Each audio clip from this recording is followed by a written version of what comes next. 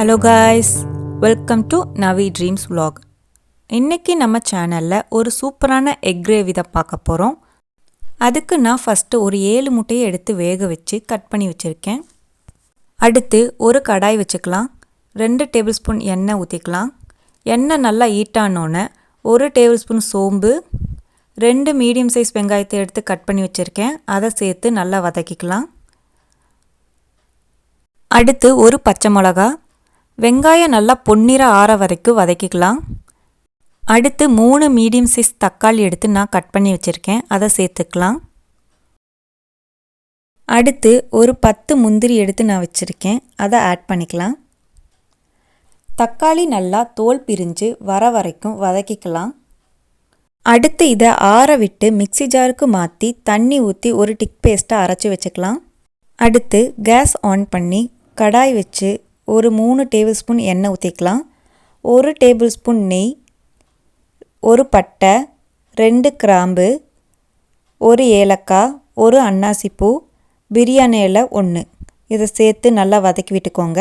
அடுத்து நான் ஒரு மீடியம் சைஸ் வெங்காயத்தை எடுத்து பொடியாக நறுக்கி வச்சுருக்கேன். அதை சேர்த்து நல்லா வதக்கிக்கலாம். அடுத்து வாசனைக்காக ஒரு பச்சை மிளகாய், வெங்காயம் நல்லா பொன்னிறம் ஆன உடனே 1.5 டேபிள் ஸ்பூன் இஞ்சி பூண்டு விழுது நல்லா பச்சை வாசம் போகிற அளவுக்கு வதக்கிக்கலாம். அடுத்து 1/4 டீஸ்பூன் மஞ்சத்தூள், 3 டேபிள் ஸ்பூன் மிளகாய்த்தூள், 3 டேபிள் ஸ்பூன் மல்லித்தூள்,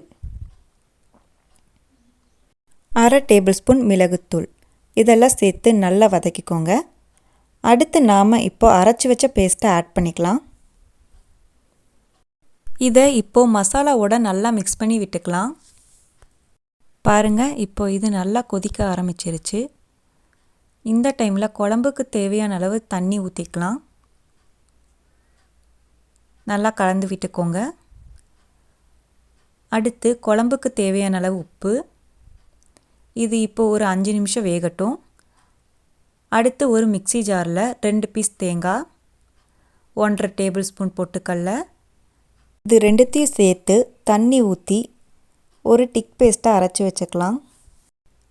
இப்போ குழம்பு நல்லா எண்ணெய் பிரிஞ்சு கொதிச்சு வந்துருச்சு. இந்த டைமில் நம்ம அரைச்சி வச்ச தேங்காய் பேஸ்ட்டை ஆட் பண்ணிக்கலாம். இதை நல்லா கலந்து ஒரு 10 நிமிஷம் இந்த மாதிரி கொதிக்க விட்டுக்கோங்க. பாருங்கள், இப்போ குழம்பு நல்லா எண்ணெய் பிரிஞ்சு வந்துருச்சு. இந்த டைமில் நம்ம கட் பண்ணி வச்சுருந்த முட்டையை சேர்த்துக்கலாம்.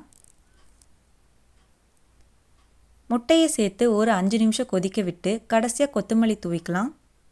அவ்வளோதாங்க, சூப்பரான எக் கிரேவி ரெடி ஆயிடுச்சு.